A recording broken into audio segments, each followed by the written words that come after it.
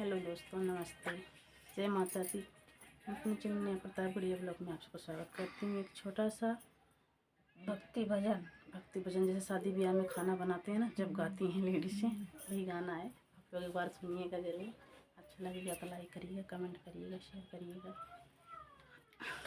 आजो दिया में भीर हो महावीर हो, कोई बीड़िया संभाल। आजो दिया में भीर हो महावीर हो, कोई बीड़िया संभाल। सोने की थाली में जेवना बनाए हो, सोने की थाली में जेवना बनाए हो। जेवना जेवाई रघुबीर हो महावीर हो, कोई बीड़िया संभाल। जेवना जेवाई रघुबीर हो महावीर हो, कोई बीड़िया संभाल। आजो दिया में भीर हो महावीर हो, कोई बीड़िया संभाल। गगरी गेरुआ गंगा जल पानी हो, झजरे गेरुआ गंगा जल पानी हो। गेरुआ गंगाई महावीर हो रघुबीर हो, कोई बीड़िया संभाल।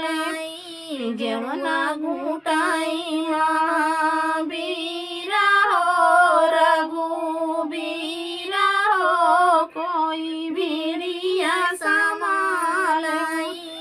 आजो दिया में भीर हो महावीर हो, कोई बीड़िया संभाल। लाची लवंग रस बीरवा जोड़ाए हो, लाची लवंग रस बीरवा जोड़ाए हो।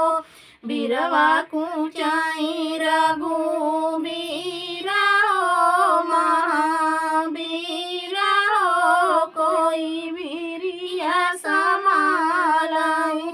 बीरवा कुचाई रघुबीर हो महावीर हो, कोई बीड़िया संभाल। आजो दिया में भीर हो रघुबीर हो, कोई बीड़िया संभाल। फुलाई बिने चून से जिया लगाए हो, फुलाई बिने चूनी से जिया लगाए हो। से जिया सुताई रघुबीर हो महावीर हो, कोई बीड़िया संभाल। से जिया सुताई रघुबीर हो महावीर हो, कोई बीड़िया संभाल। आजो दिया